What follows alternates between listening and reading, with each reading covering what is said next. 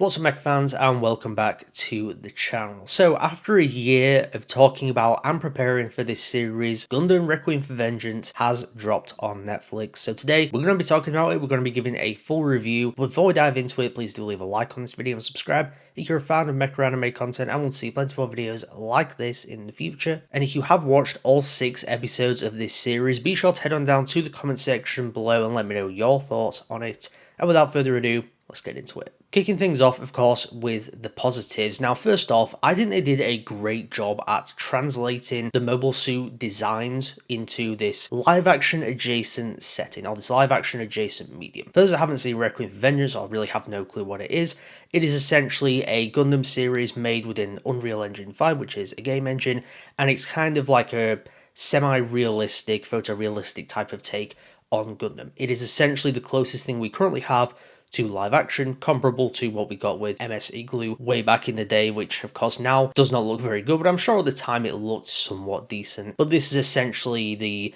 next generation of that, a spiritual successor to it, if you will. Over the past year since it was announced, I've seen so many people complain about the designs translating into this medium, especially with the Zaku's. A lot of people say the proportions are way off, the heads are too small compared to the rest of the body. But I think if you are realistically trying to capture Gundam within a more live action type setting to make it look more realistic and look more like it would if it existed in the real world, it wouldn't make sense for the head to be, bigger than it is shown to be in Requiem for Vengeance.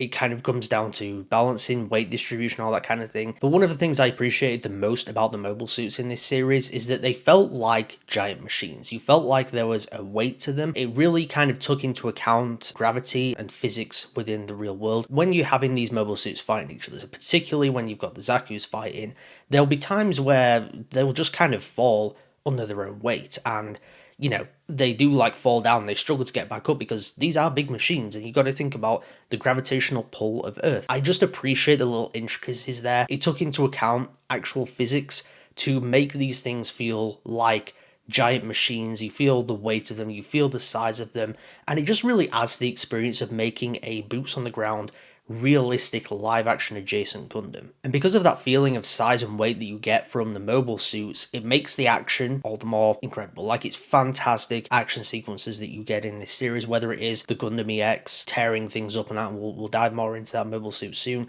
or if it's the Goof Customs coming in, all this kind of stuff. Like, all the action is fantastic. To me, it felt like what we got with the Transformers movies, the Michael Bay ones. You felt like it was two giant machine things clashing, kind of like what you'd see in Pacific Rim, for example. That's kind of the feeling that I got here, and both of those properties have fantastic action sequences. I always love seeing giant robots clashing against each other. It's one of the reasons why I love the mecha genre. Ultimately, it's probably the main reason why I love the mecha genre. But I also like when you make them feel like giant robots and not just like weightless things floating around and flying around. They do feel like there's actual weight there, and like I said, it just adds more to the action sequences. You feel every hit, feel the sense of danger of these things losing an arm or getting punched in the face or whatever it may be. You feel like there is stakes to the action, there is potential consequences, there is danger. Like, no one's really safe in this series. Despite my reservations on the animation of this series, which ultimately was the one thing that was going to bring it down for me, I liked it. I thought it was solid animation, especially when it comes to the mobile suits and the environments. They look fantastic. I mean, this is essentially as close to anything live action Gundam that we currently have, and if this is kind of the template to how that might look, I would be happy with the results of that. I think that live action Gundam can work as shown by this series. The mobile suit designs, like I said, they look great, but visually in this like CGI live action Unreal Engine 5 setting, they look pretty damn photorealistic. The environments look great. There's some fantastic shots, fantastic action sequences, like I said, and ultimately it all comes down to how they've utilized Unreal Engine to create this. It all looks fantastic. Aside from one thing, the humans don't look great. When you are watching this, you are seeing the voice acting being pretty good, actually, and having intensity and more emotion to it, and it's just not matching up with the facial expressions of the characters, of the human like CGI models that they've got here, and it kind of brings it down. And like, sometimes when you'll get either really emotional scenes or more intense scenes, it's just not matching up. Like, you don't feel like the work has been put in to make the characters emote in the way that the voice actors are, particularly when it comes to some of like the commander type characters and they're shouting and doing all these rousing speeches. It's just not working with the facial expressions of the characters. It kind of brings down a lot of those scenes. And keeping on that same topic of characters, I very much sit in the middle on it because you have a lot of characters, most of the cast to be honest, are very forgettable. They just kind of fit into boxes of this is the character type, this is the character type, and the dialogue they spout is exactly what you'd expect from that type of character. The character arc, if you will, that they go through, exactly the same. All the characterization, they just fit into this certain specific archetype and never break out of that. But then you have the protagonist, Iria Solari. Not the greatest Gundam protagonist ever, or anything like that, but there is depth to the character. They do flesh her out, they give her a good backstory, and I like the way that they kind of humanize her. I'm not going to go into specifics because it would be quite spoilery if I was to talk about specific elements of her character, but the way that they link how she feels about certain scenarios to when they're coming up against the Gundam, I thought it was fantastically done, and it really does tap into a lot of thematics that Gundam does delve into, like, generations of people where you have this younger generation of child soldiers and such, essentially having to face the consequences of decisions made by the previous generation. And this series touches on that very well, it acknowledges that. Now onto the last thing that I want to talk about, and this is what I was most excited for and also concerned about whether they would get it right or not. And I was most excited for it just purely because how they'd set it up in the trailer, and that is the Gundam EX. I don't know whether it's called the EX or the X, but there's already a Gundam X in Afterwar Gundam X, so for the sake of differentiation, I'm going to refer to it as the EX. And the way this thing is portrayed in this series is nothing short of incredible. I love every moment this thing's on screen. It's just this unstoppable force that is literally stalking, following the characters throughout the series, and they are practically on the run from the end of episode 1 all the way up until the end of the series, because this Gundam just does not stop. It just keeps on coming, and it's so powerful. It's shown to be so unstoppable. The very first moment it shows up, I'm not going to spoil what happens, but it essentially shows up and says this is what you're up against, and it makes a statement. And just the whole kind of back half of episode 1 when it does first show up, and then episode 2 and beyond that, this thing is just unstoppable. It just tears through everything with ease.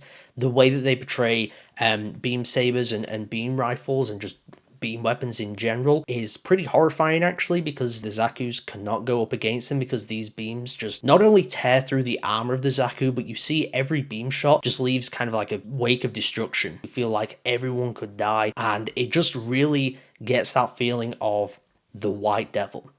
That is what the RX-78-2 was referred to. That's kind of what Amuro was referred to a hell of a lot of the time in the original Gundam series, and this is probably the best way of portraying that. You do feel like this is a White Devil. For the most part of this series, it is faceless, nameless, it is just this thing that's attacking. No one really knows what it is, they just know it's powerful and they fear it. And that is the best way you could portray a Gundam within this type of story. But overall, I really thought that Gundam Requiem for Vengeance was better than I was expecting. I feel a similar way to this in the way that I felt with Gundam Silver Phantom, which came out recently, in that it's an experiment. It's a way of telling Gundam mythos within a different medium. Of course, with Silver Phantom, you're essentially doing a VR film, which is a whole different beast in and of its own right, but also for the Gundam franchise, it's new. Then you have Requiem for Vengeance, which is telling a boots-on-the-ground Gundam story within a video game engine and how you operate that.